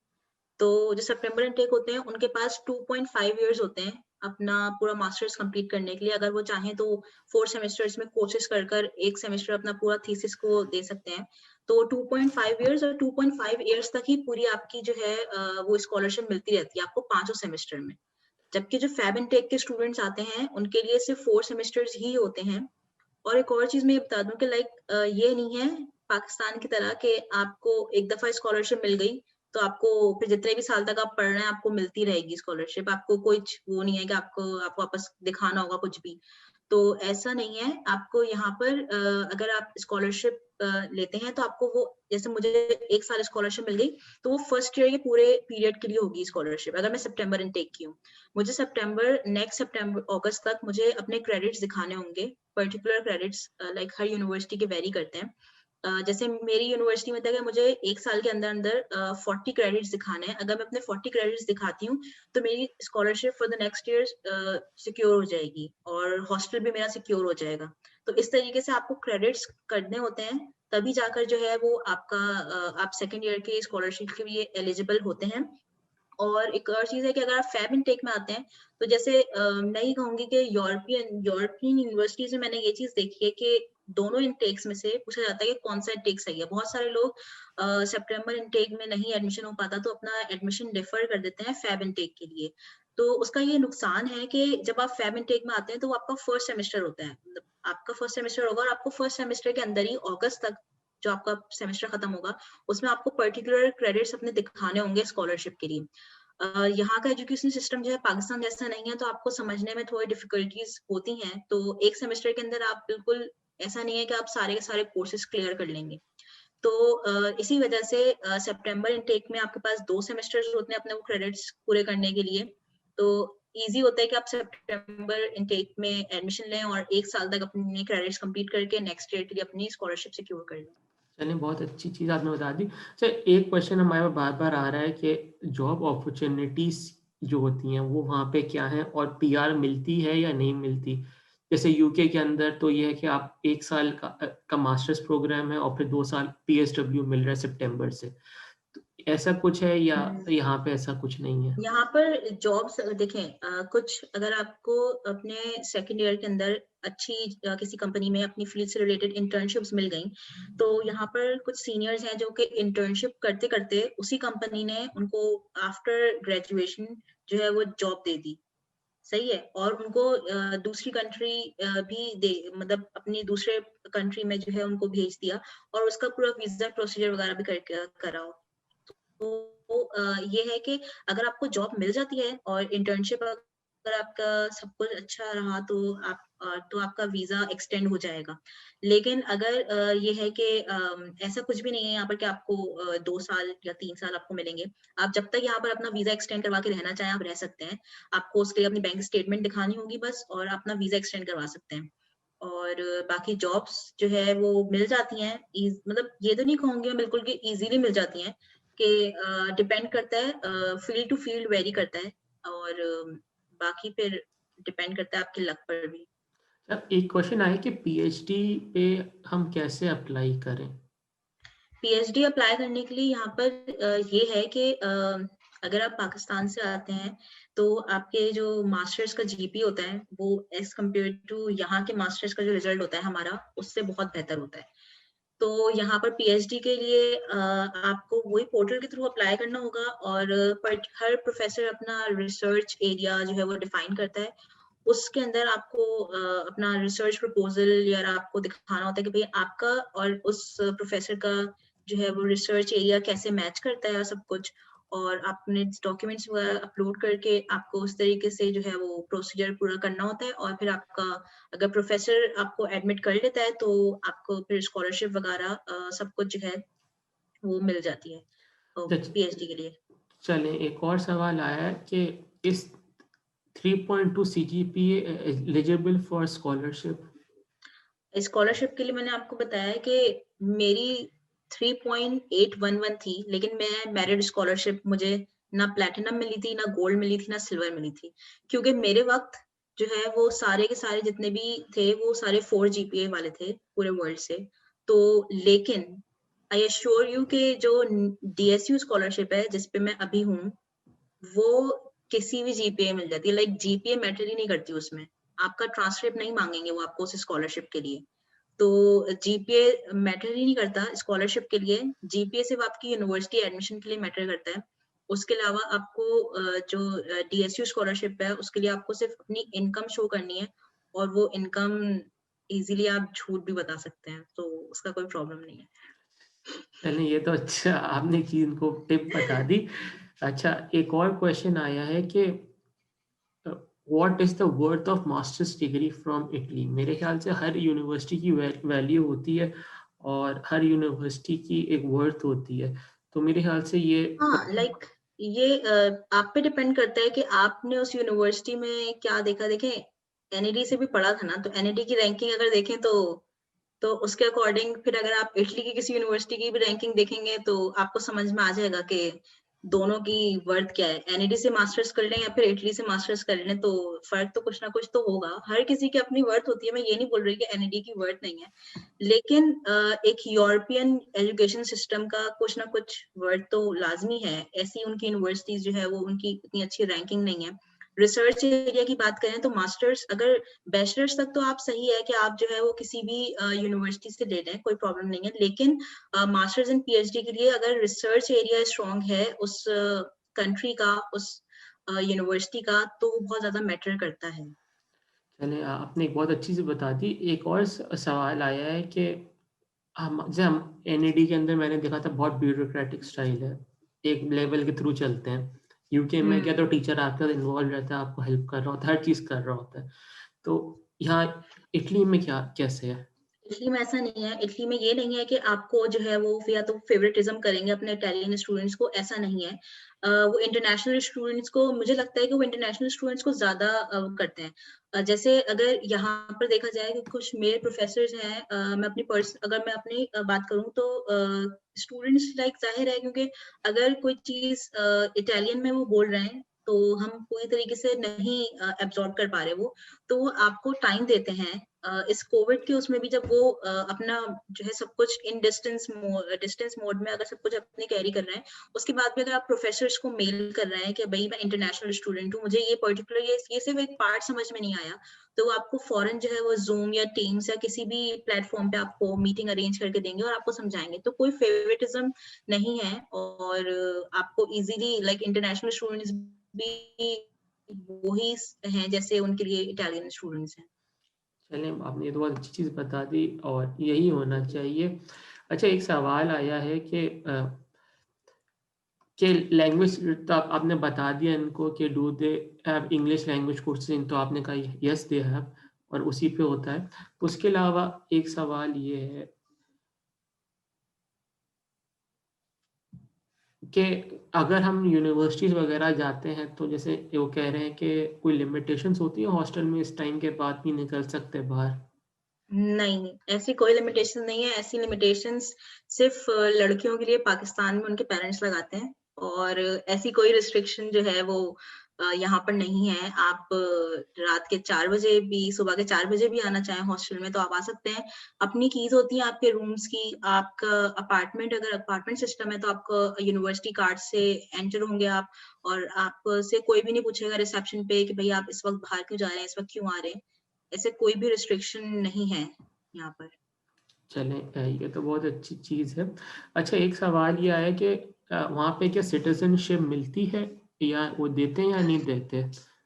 यहाँ पर सिटीज़नशिप लाइक ये माइंडसेट है पाकिस्तानियों का कि जिस कंट्री में भी जाएँगे उस कंट्री में आगे पूरा बस जाना है। तो यहाँ पर अगर देखा जाए तो ईज़िली, मैंने पहले ही बताया कि ईज़ी नहीं है, इतनी ईज़िली आपको नहीं मिलता पीआरशिप, और आपको सिटीज़नशिप इतनी ईज़िली नहीं मिल जाती। हाँ, अगर आपने बहुत साल तक आप जो है रह रहे हैं यहाँ पर, तो फॉर टाइम टू टाइम इनकी जो है पॉलिसीज़ चेंज होती हैं। अभी जो है कुछ टाइम में इन्होंने इमिग्रेशन प्रोसेस अपना बहुत ईज़ी कर दिया था उन उन लोगों के लिए जो पाकिस्तानी यहाँ पर ऑलरेडी हैं। तो अगर आप बहुत टाइम से रह रहे हैं, 2-3 साल आपको हो गए, आप ईज़िली रह रहे हैं यहाँ पर, तो आप जो है वो यहाँ पर रहते हुए जो भी उनकी पॉलिसी आया न्यू, आप उसके थ्रू अप्लाई कर दें तो हो जाता है। और लेकिन उसके अलावा भी अगर आप सिटीज़नशिप अप्लाई ना करें, आप सिर्फ़ कार्ड था दिया आइडेंटिटी कार्ड, लेकिन आपकी जो आइडेंटिटी कार्ड अगर आपका जो बन जाता है इटालियन, अगर आपका वो भी बन जाएगा, वो इस तरीके से बनता है कि उसका कोई वो नहीं है, आपको कोई जॉब मिल गई, आप यहाँ पर रह रहे हैं, आप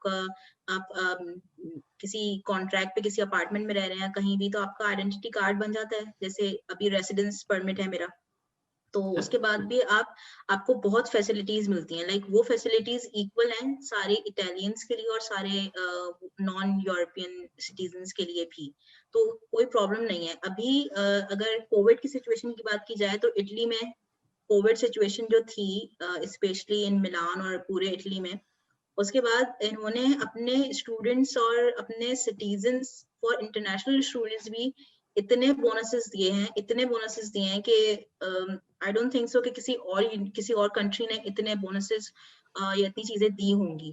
तो ये है कि यहाँ पर आप इजीली रह सकते हैं बहुत और इंजॉय करेंगे आप, क्योंकि एक जो चीज ये है कि सबसे अच्छी जो मुझे बात लगी थी यूरोप, मेरा जो पर्सनली था यूरोपियन एजुकेशन सिस्टम में पढ़ने का, वो ये रीजन था कि मुझे ट्रैवलिंग का बहुत शौक है। तो अगर आपको किसी भी यूरोपियन कंट्री में आप एडमिशन लेते हैं तो आपको शेंजन वीजा मिलता है, और अब वो 25-26 कंट्रीज जहाँ आप इजीली आप घूम सकते हैं। तो इस वजह से ये भी एक अच्छा प्लस पॉइंट है यूरोपियन एजुकेशन सिस्टम में पढ़ने का। चलिए, ये तो आपने बहुत अच्छी चीज़ बता दी। अच्छा, एक क्वेश्चन आया है कि मिनिमम सीजीपीए रिक्वायरमेंट क्या होती है इटली में? मिनिमम सीजीपीए जो है वो, एक मैंने बताया था कि यूनिवर्सिटी टू यूनिवर्सिटी भी वेरी करती है, और मिनिमम जो है मेरे ख्याल से 2.5 पे भी मिल जाता है होगा।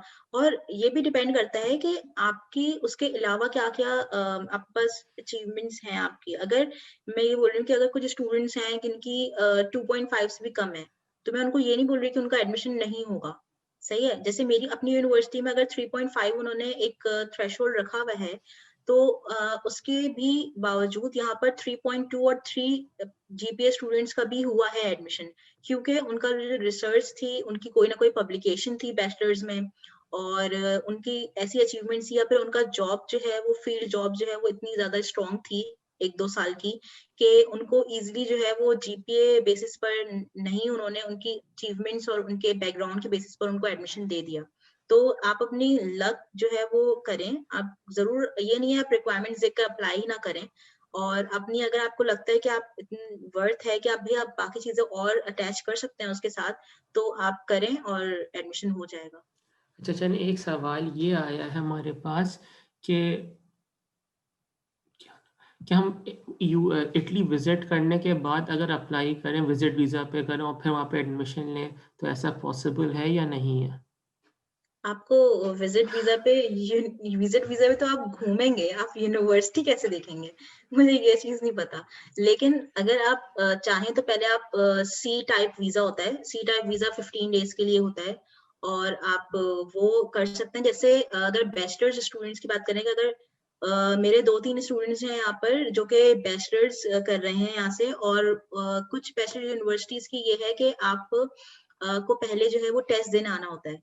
कुछ की रिक्वायरमेंट्स है ऐसी, तो कुछ की नहीं है, कुछ का ऑनलाइन भी है सिस्टम सब कुछ। तो अगर आप, ये है कि इटालियन एम्बेसी जो है पाकिस्तान में, वो पहले आपको 15 डेज का वीजा देती है। उसमें आप जो है आकर टेस्ट वगैरह का प्रोसीजर अपना पूरा कर लें, और फिर उसके बाद आप डी वीजा के लिए अप्लाई कर दें, जो कि लॉन्ग टर्म वीजा है। तो ऐसा हो सकता है कि आप पहले घूम लें, पहले इटली, और फिर उसके बाद अगर आपको अच्छा लगे तो आप अप्लाई कर लें। अच्छा, एक और आया है, प्लीज़ एक्सप्लेन एरास्मस प्रोग्राम। इरेस्मस। हाँ, ये हाँ, एरास्मस इन्होंने कुछ और स्पेलिंग लिख दी है। अच्छा, इरेस्मस प्रोग्राम ये है कि इरेस्मस प्रोग्राम के थ्रू आप डिफरेंट, इरेस्मस में सिर्फ एक यूनिवर्सिटीज फोकस नहीं होती है, एक पर्टिकुलर फील्ड में आप 2 यूनिवर्सिटीज में एक साल आप जैसे एक यूनिवर्सिटी में पढ़े, 2 साल आप दूसरी यूनिवर्सिटी में पढ़े, और वो भी फुली फंडेड है, उसमें आपको कोई भी चीज नहीं पे करनी है। और मेरे ख्याल से इरेस्मस में आपको जो है वो ट्रैवल बोनस भी मिलता है। तो इरेस्मस की एप्लीकेशंस कुछ दिसंबर में स्टार्ट हो गई हैं, और कुछ जनवरी में और फरवरी में भी हर फील्ड के अकॉर्डिंग स्टार्ट होते हैं, टाइम डेडलाइंस डिफरेंट होती हैं। तो अगर आप उनके थ्रू अप्लाई करेंगे तो काफी ज्यादा इटालियन यूनिवर्सिटीज और यूरोपियन यूनिवर्सिटीज कवर होती हैं एरास्मस में, और मतलब सारी कवर हो जाती हैं। तो उसके अंदर आप जो है वो एडमिशन ले सकते हैं, और एरास्मस एक अच्छी स्कॉलरशिप, बहुत ज्यादा अच्छी। लाइक मैं जहाँ पर हूँ अभी, तो मैं एक साल में, हमें खुद यहाँ पर देते हैं कि आप एरास्मस पे अप्लाई करके किसी और कंट्री में अपना फर्दर जो है, जो ईयर्स बचे हैं अपने, वो आप वहाँ पे कंटिन्यू कर लें। तो आप एक दफा अगर किसी यूनिवर्सिटी में एडमिशन ले लेते हैं, तो आप वहां से भी कंटिन्यू कर सकते हैं, किसी इरेस्मस पे अप्लाई कर सकते हैं। और अगर आप स्टार्ट ही चाहते हैं कि इरेस्मस से करें, तो पाकिस्तान में रह के भी आप इरेस्मस स्टार्ट कर सकते हैं। मेरा अगर एक्सपीरियंस पूछें आप इरेस्मस में अप्लाई करने का, तो मैंने भी इरेस्मस की 3 फील्ड्स में अप्लाई किया था। लेकिन सबसे ज्यादा जो मैंने देखा कि जिनकी एक्सेप्टेंस हुई थी, वो एक्सेप्टेंस उन रीजंस पे थी कि उनके जो रिसर्चेस थी, वो काफी ज्यादा आर्टिकल्स या फिर पब्लिश हुए हुए थे, पब्लिकेशंस थी। तो या तो फिर जॉब उनका एक्सपीरियंस था। मेरा उस वक्त ना जॉब एक्सपीरियंस था, और ना ही मेरे पास जो है, मेरी अब तक मेरा जो FYP है वो पब्लिश भी नहीं हुआ है। तो इस तरीके से भी नहीं कह सकते कि आप लाइक, अगर आप बिल्कुल सिर्फ अभी जस्ट पास आउट हुए हैं, तो इरेस्मस की किसी फील्ड में आपका इतना ज्यादा जो है वो आपका लाइक आपके जो एडमिशन होगा, वो मुझे नहीं लगता कि इतना ज्यादा फीजिबल है आपके लिए अप्लाई करना। लेकिन कर सकते हैं। मैं ये नहीं कहूंगी कि आप नहीं करें, आप करें जरूर अप्लाई। एक क्वेश्चन आया है कि is job experience does job experience count in applying for masters program? जी, काउंट होता है। अगर नहीं है तो जरूरी नहीं है, लेकिन अगर आपका गैप है आपकी स्टडीज से, और आपको एक चीज ये है कि आपको प्रूफ देना पड़ेगा कि आपका जो स्टडी से गैप है बैचलर्स के बाद, वो आपका गैप किस वजह से है, ठीक है। जैसे यूनिवर्सिटीज में भी अगर आपको प्रोवाइड करेंगे कि भाई मैंने बैचलर्स इस ईयर में किया है, उसके बाद मैंने ये जॉब्स एक्सपीरियंस है मेरा इस फील्ड से रिलेटेड, तो वो भी काउंट होता है। और उसके अलावा जो है आपको वीजा इंटरव्यू में लाजमी ये क्वेश्चन होता है जिनका गैप होता है कि आपका गैप क्यों है, और आपको प्रूफ देना होता है कि भाई आपका गैप क्यों है। आपको या तो आप ये नहीं बोल सकते कि मैं घर में बैठा हुआ हूँ खाली, तो मैंने कुछ भी नहीं करा इस अरसे में, तो आपका वो रिजेक्शन हो सकता है उस रीजन पे। तो आप या तो जॉब कर रहे हैं या तो कुछ भी, आप उसको अपना बना सकते हैं कि भाई ये मेरा एक्सपीरियंस था, इसकी वजह से मैं जो है वो गैप है मेरा। चलिए आपने बहुत कुछ बता दिया। और मेरे पास एक सवाल आया था कि स्टूडेंट की तरफ से कि आपने जो मेंशन किया 6 डॉक्यूमेंट्स कौन-कौन से थे, तो काइंडली उनको स्पेसिफाई कर दें, तो वो थोड़ा। हाँ, मुझे अगर स्क्रीन शेयरिंग अगर मैं कर सकूं। हाँ, आपको पूरी राइट्स दिए हुए हैं, आप कर लीजिए। ओके।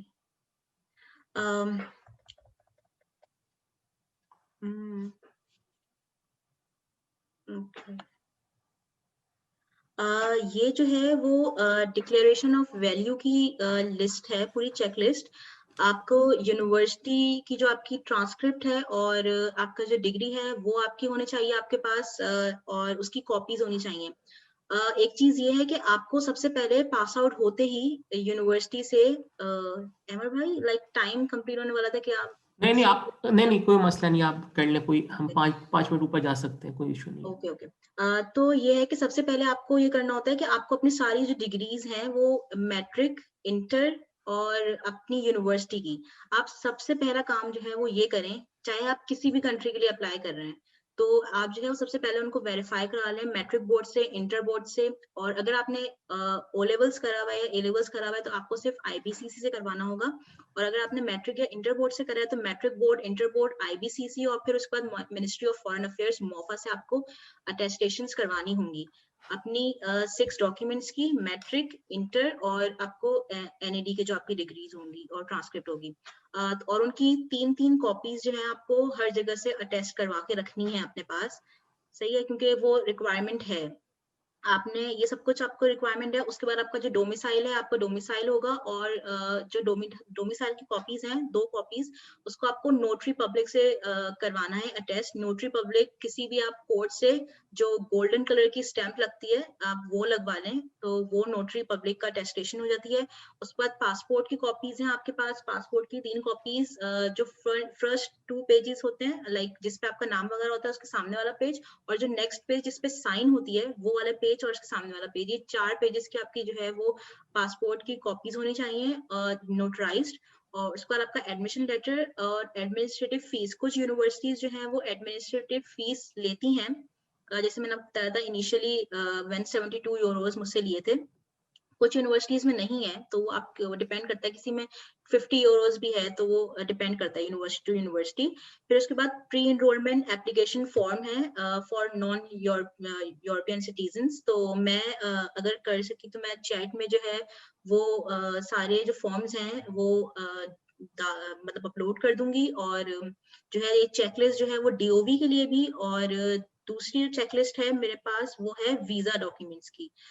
वीजा डॉक्यूमेंट्स के लिए एप्लीकेशन फॉर्म होगा, वो आप डाउनलोड कर सकते हैं इस्लामाबाद की या फिर इस्लामाबाद एम्बेसी की वेबसाइट से या कॉन्सुलेट ऑफ कराची की वेबसाइट से।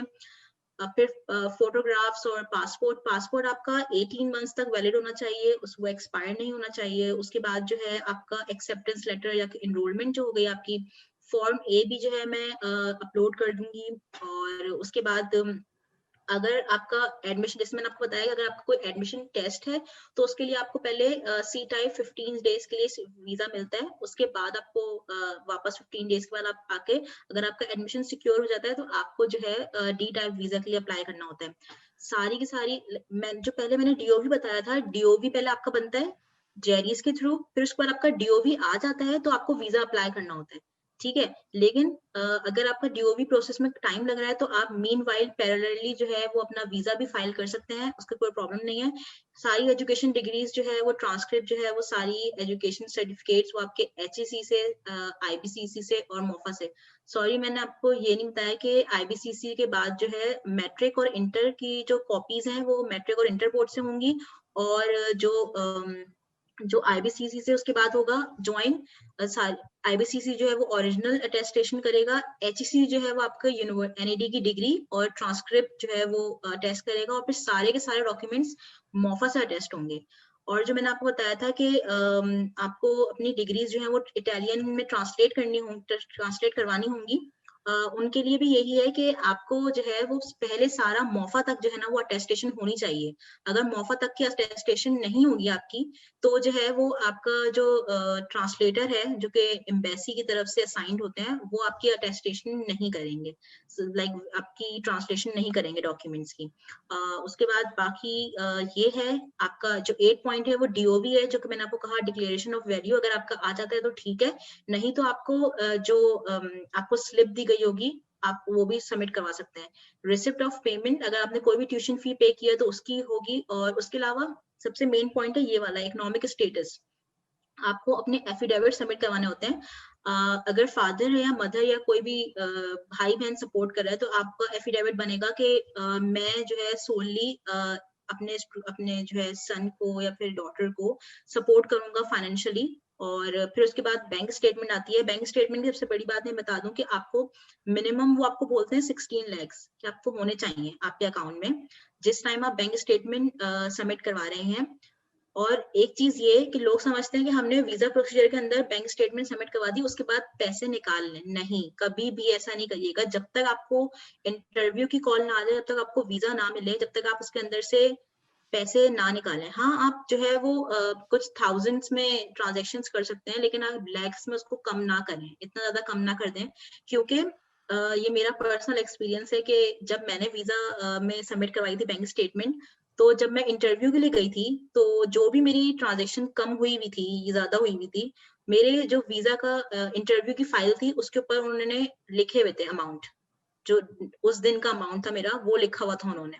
और उन्होंने मुझसे लाइक हर ट्रांजेक्शन का पूछा था कि इतनी ज्यादा जो ट्रांजेक्शन हुई हुई है वो आप 6 महीने तक अपने अकाउंट में पैसे डाल सकते हैं। और ये नहीं है, बस ये ना करिएगा कि सारे के सारे 16 के 16 लाख रुपए आपने उसी महीने डाले हो, तो प्लीज ऐसी गलती मत करिएगा। और एक बैंक लेटर, बैंक जो है वो एक लेटर प्रोवाइड करती है, उसके अंदर जो है बैंक में जितने भी बैंक आपको जो मैनेजर है वो एक लेटर प्रोवाइड करता है कि आपका अकाउंट जो है वो कब से खुला हुआ है और कब तक है, कब तक मतलब ये रनिंग अकाउंट है या नहीं है। आपको अपना रिलेशन प्रूफ बताना होता है स्पॉन्सर से। कोई भी अंकल आंटी आपको स्पॉन्सर नहीं कर सकती अगर आपका उससे ब्लड रिलेशन नहीं है। और अगर एफआरसी जो फैमिली रजिस्ट्रेशन सर्टिफिकेट जो नादरा प्रोवाइड करती है, अगर उस स्पॉन्सर का नाम उस एफआरसी में नहीं है तो आपका वो स्पॉन्सर काउंट नहीं होता। इंटरव्यूज में काफी लोगों को ये बोलते हैं कि आप ऐसा स्पॉन्सर लाएं जो कि आपका फैमिली मेंबर हो। तो मदर फादर और सब कुछ मतलब ये बहन भाई यही सिर्फ ज्यादा इंपॉर्टेंट है, इनकी स्पॉन्सरशिप चल सकती है। बाकी टैक्स रिटर्न जो है 2 साल के, आई नो कि बहुत सारे टैक्स फाइलर्स नहीं है हम में से, तो उसका कोई मसला नहीं है। आपको जो है वो टैक्स रिटर्न जरूरी नहीं है जमा करवाना, लेकिन आपको अपने इनकम का प्रूफ जरूर देना होगा। जो भी आपका स्पॉन्सर है उसका प्रूफ देना होगा आपको कि आपका जो स्पॉन्सर है उसकी वो इनकम जितनी भी बैंक में है वो कहाँ से आई। आप वो जो है अगर आप जैसे मैंने अपने फादर की जो पे स्लिप्स थी वो सबमिट करवाई थी। आप अगर खुद आपने अगर आपको खुद जो है आप जॉब कर चुके हैं तो आप जो है अपनी पे स्लिप्स लगा सकते हैं। अगर कोई बिजनेस है तो आप उसके डॉक्यूमेंट्स लगा सकते हैं। और अगर कोई घर वगैरह है तो उसके डॉक्यूमेंट्स भी आप लगा सकते हैं। तो ये सारी चीजें जो है वो आप इजीली जो है कोई भी दिखा सकते हैं। और आपको बस ये प्रूफ देना है कि भाई ये अमाउंट ऑफ मनी जो है वो इस वजह से मेरे अकाउंट में है। उसके बाद वैलिड देखें, ये जो वीजा का प्रोसीजर है डीओवी बनाते हुए उन्होंने आपसे आईएलटीएस नहीं पूछा था, लेकिन वीजा प्रोसीजर में उन्होंने आपसे वैलिड आईएलटीएस सर्टिफिकेट भी मांगा है। उसके बाद फैमिली रजिस्ट्रेशन सर्टिफिकेट जो है नादरा से वो भी मोफा टेस्ट करता है, उस पर क्यूआर लगाता है तो वो भी। उसके बाद ये इंपॉर्टेंट है कि इटली जब आप लैंड करेंगे तो आप रहेंगे कहाँ, वो आपसे प्रूफ मांगते हैं कि भाई आप 1 साल तक का कुछ प्रूफ दें कि आप जाके रहेंगे कहाँ। तो अगर आपके पास जो है मैं ये सजेस्ट करूंगी कि अगर आप नीड बेस्ड स्कॉलरशिप पर हैं तो कभी भी आप इंटरव्यू में ये ना बताएं कि आप नीड बेस्ड स्कॉलरशिप पे जा रहे हैं, क्योंकि जब आप 16 to 18 लाख रुपीस दिखाएंगे अपने बैंक स्टेटमेंट में और उसके बाद आप बोलेंगे कि मैं नीड बेस्ड स्कॉलरशिप पे जा रहा हूँ, तो वो कोई तुक नहीं बनता। तो इस वजह से तो आप कभी भी ये ना बताएं कि आप नीड बेस्ड स्कॉलरशिप में, हाँ अगर आप मेरिट बेस्ड स्कॉलरशिप में तो आप वो जरूर बताएं, ठीक है। तो अगर आप ये प्रूफ दिखाना है आप, तो आप किसी भी वेबसाइट से booking.com से या फिर हाउस या कुछ ऐसी कुछ वेबसाइट्स हैं उनसे आप जो है जाकर बुकिंग करें, और जब आपका जो है ना वो इंटरव्यू वीजा सबमिशन है उसमें आप कर आप जो है वो कैंसिल कर दें बाद में बुकिंग। तो जब तक पैसे नहीं कटे उस वक्त तक आप कैंसिल करके आप वो बुकिंग सबमिट करवा दें। कुछ लोगों को ये होता है कि भाई नहीं, वीजा इंटरव्यू में एक मेरा दोस्त है जिसके साथ ऐसा हुआ कि भाई उससे उन्होंने बोला कि आपकी ये जो बुकिंग है ये तब कैंसिल हो गई है, क्योंकि उसके पैसे कटने वाले थे। तो उसको टाइम दिया था उसने और बाद में उसने पे करके रहा, पे करे थे उसने पैसे। तो अगर आप किसी को जानते हैं वहाँ पे सीनियर को और आप उसके साथ एक अपार्टमेंट शेयर करने वाले हैं, तो आप उससे बोलेंगे मुझे कॉन्ट्रैक्ट बना दो मेरा, तो आप कॉन्ट्रैक्ट भी दिखा सकते हैं। तो आप कोई भी हॉस्टल का प्रूफ दिखा सकते हैं। मैंने अपने 2 मंथ्स का प्रूफ दिखाया था हॉस्टल का कि भाई मैं इस हॉस्टल में रहूंगी, उसके बाद जाके यूनिवर्सिटी मुझे दे देगी हॉस्टल। तो वो है फ्लाइट बुकिंग आपको दिखानी होती है, सही है। आपको अपने फ्लाइट का टिकट दिखाना होता है। आपको फ्लाइट टिकट जो है वो फुल बुकिंग नहीं दिखानी होती, आप इस एक इनिशियली दिखा देंगे उनको, एक तो वो भी चल जाएगा। बाकी मेडिकल इंश्योरेंस मैंने बताया आपको डी टाइप के लिए चाहिए, जो 30,000 यूरोज तक कवर होती हो। वो इजीली जो है वो किसी भी यूआईसी या भी किसी 9,000 से 11,000 तक दरमियान बन जाती है। फिर वीजा फी जो मैंने आपको बताई थी 13,000 समथिंग है, वो ये है। और सारे डॉक्यूमेंट्स आपके अटेस्ट होने चाहिए। तो यही सब कुछ है चीजें, थैंक यू, बहुत आपने डिटेल में माशाल्लाह से समझा दिया, सब लोगों को समझ आ गया होगा। मतलब सिर्फ ना सिर्फ इटली के लिए बल्कि जहाँ भी बाहर अब्रॉड अप्लाई करना चाह रहे हो। हाँ, तो ये है। बहुत अच्छे इंटरेक्शन। अच्छा, एक मैं सवाल मेरे पास चैट में अगर बेसिकली हम लोग इसको यूट्यूब पे वीडियो अपलोड करेंगे, तो we will be linking the form response on the video, तो इट विल बी बेटर, क्योंकि यहाँ से ग्लिच हो जाएगा तो मिस हो जाता है सबके लोगों ओके, को। तो मैं फाइल्स जो हैं वो बाद में जितने भी फॉर्म्स हैं वो मैं अपलोड कर जी, हम लोग इसको अटैच करवा देंगे वीडियो का। अच्छा, लास्ट स्टेटमेंट आया था कि आपने बैंक अकाउंट की बात करी थी, तो बैंक अकाउंट अपना पर्सनल भी हो सकता है या फैमिली का हम लोग यूज कर सकते हैं? अगर आपका पर्सनल अकाउंट है तो भी कोई प्रॉब्लम नहीं है, लेकिन अगर आपका पर्सनल अकाउंट है तो फिर आपको ये भी प्रूफ देना पड़ेगा कि आपकी वो इनकम कैसे हुई, ठीक है। और अगर आपका जॉइंट अकाउंट है तो इस तरीके से भी हो सकता है। और ये नहीं है कि आप सिर्फ एक बैंक अकाउंट शो करें। आप जैसे अगर आपकी अम्मी का अकाउंट है और अम्मी अब्बू का जॉइंट अकाउंट है तो आप वो भी शो कर सकते हैं। आपका आपके अब्बू या अम्मी के साथ जॉइंट अकाउंट है तो आप मल्टीपल अकाउंट्स के बैंक स्टेटमेंट भी शो कर सकते हैं। ठीक है, चलिए ठीक है, बहुत बहुत शुक्रिया आपका, बहुत बहुत आप आई हमारे साथ, और काफ़ी इंटरेक्शन सेशन था, आपने इतनी मेहनत भी करी इतनी सारी चीज़ें बनाने में, वीडियोस वगैरह। तो thank you so much, thank you audience for being with us. I guess it was really interactive session. तो अमर भाई क्लोजिंग कर दें आप लोग? Your mic is open. हम लोग बस इस सेशन को क्लोज करना चाहते हैं। और निदा, मैं आपको बहुत थैंक यू बोलूँगा क्योंकि आप आई इस हमारे नए इनिशिएटिव में, आपने हमारा साथ दिया। और ये एक तरीके से हम बाकी लोगों को भी हेल्प करना चाह रहे हैं जिन्होंने मुख्तलिफ बाहर गए हैं, उनको प्रोसेस नहीं पता, तो एक तरीके हम उनको बता रहे हैं। आहिस्ता आहिस्ता करके हम और कंट्रीज में बढ़ेंगे। आपके पास कोई भी क्वेश्चन हो तो ज़रूर हमें भेजें, ताकि हम ऐसे क्वेश्चंस अपने गेस्ट से ज़रूर पूछें। इनिशियली हम आपके क्वेश्चंस भी लेंगे और हर चीज़ करेंगे। तो प्लीज़ हमारे साथ रहिएगा। और इंशाल्लाह हमारे जो ग्रुप बना है study abroad for Pakistani students, ये ज़रूर ज्वाइन करिएगा। Thank you so much. जी, सेक्शन होते रहेंगे इंशाल्लाह ताला, कनाडा के भी रखेंगे आगे फ्यूचर में जाके। तो अभी के लिए यहाँ तक था। Thank you once again miss Nida for being with us. Thank you. अल्लाह हाफिज़। अल्लाह हाफिज़। चाओ।